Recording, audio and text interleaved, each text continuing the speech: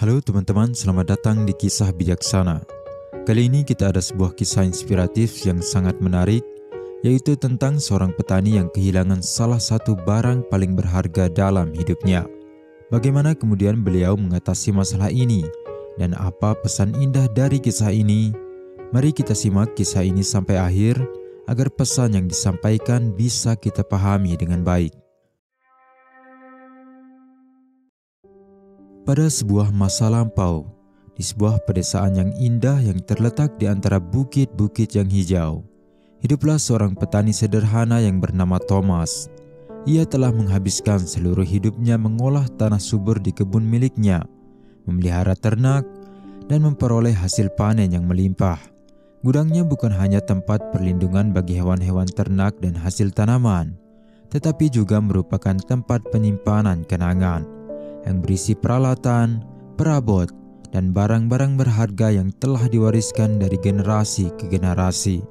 Dan di antara barang-barang tersebut, ada sebuah jam tangan khusus, sebuah warisan berharga yang telah ada dalam keluarga Thomas selama lebih dari 1 abad.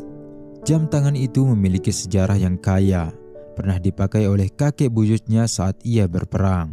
Jam itu telah bertahan dari ujian waktu, dan memiliki nilai sentimental bagi Thomas, menjadi penghubung dengan warisan keluarganya yang abadi. Dengan casing yang terbuat dari kuningan yang dipoles dan dihiasi dengan ukiran-ukiran yang rumit, jam tangan tersebut adalah bukti dari keahlian kerajinan tangan dari masa lampau. Dan bunyi tik-tak yang lembut dan berirama dari jam itu berfungsi sebagai pengingat yang menenangkan. Pada suatu pagi yang cerah, ketika sinar matahari berwarna emas mewarnai langit, Thomas terbangun dari tidurnya dan menemukan bahwa jam tangannya telah hilang. Kekecewaan melanda dirinya saat ia mencari jam tangan itu di gudang, rumahnya, dan setiap sudut kecil dari ladangnya yang luas. Jam tangan, lambang sejarah keluarganya, lenyap meninggalkan kekosongan dalam hatinya. Ia hanya ingat terakhir kali ia mengusap jam tangan itu saat ia berada di ladang, sehingga ia pun menghabiskan lebih banyak tenaganya untuk mencari jam tersebut di ladangnya yang cukup luas. Ketika ia duduk di tengah tumpukan jerami, ia teringat tawa anak-anak yang bermain di lapangan dekat ladangnya. Percikan harapan pun muncul di dalam dirinya. Ia pun pergi ke lapangan tersebut dan mendapati 3 anak-anak yang sedang bermain dengan gembira di lapangan itu. Ia menyapa anak-anak itu untuk meminta bantuan.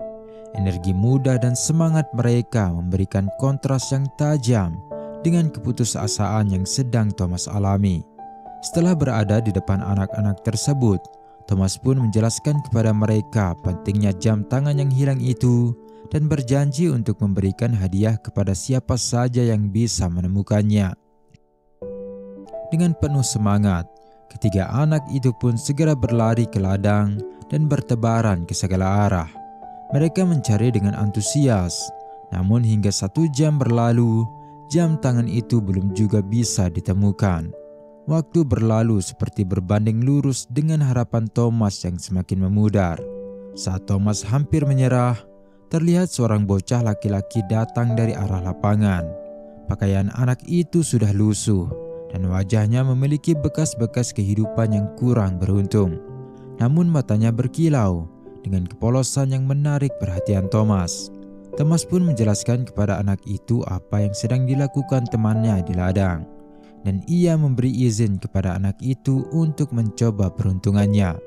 Anak itu kemudian beranjak ke ladang dan mengamati sekitar dengan perlahan. Ia terlihat lebih tenang dibandingkan ketiga temannya.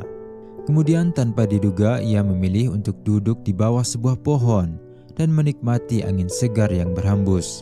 Melihat kelakuan anak itu membuat semangat Thomas semakin jatuh, hingga ia pun sedikit menggerutu. Ia berusaha tidak lebih dari 3 menit dan sudah menyerah. Tidak seperti ketiga temannya yang lain yang sudah berusaha selama 1 jam namun masih bersemangat. 5 menit kemudian Thomas pun memutuskan untuk kembali ke rumahnya. Tapi tak disangka, anak yang tadi terlihat beristirahat di bawah pohon itu memanggil dirinya. Ia ternyata sudah menemukan jam tangan tersebut. Thomas merasa lega sekaligus kagum.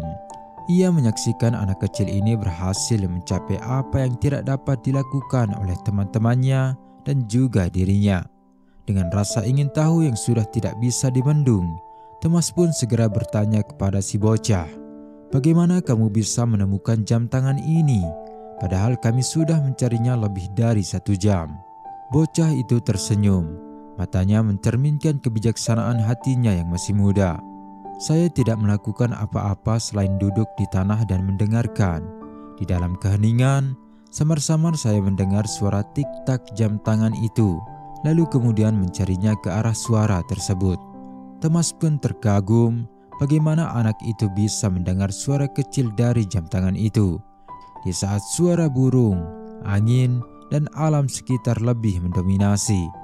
Petani itu kagum pada kesederhanaan mendalam dalam pendekatan anak itu. Ini bukan hanya tentang suara tik-tak jam tangan, ini adalah tentang kejernihan dan fokus yang datang dari merangkul keheningan. Pada saat itu, ia menyadari bahwa pikiran damai yang dimiliki anak itu dapat berpikir lebih baik daripada pikiran kalut yang sedang ia rasakan.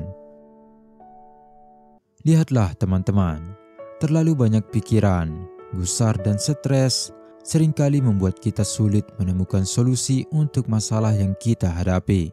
Saat itu terjadi, cobalah untuk tenangkan diri, lepas semua beban dalam pikiran kita, dan buatlah badan kita rileks. Dengan begitu, fokus yang tadinya buyar akan kembali prima, sehingga solusi yang kita cari akan lebih mudah kita dapatkan. Karena kadang-kadang, jawaban yang kita cari telah tertutup oleh kekacauan dan kebisingan hidup, dan hanya dapat kita temukan di dalam ketenangan. Jangan lupa berikan like dan komentar positif untuk mensupport kami. Terima kasih dan sampai jumpa di kisah berikutnya.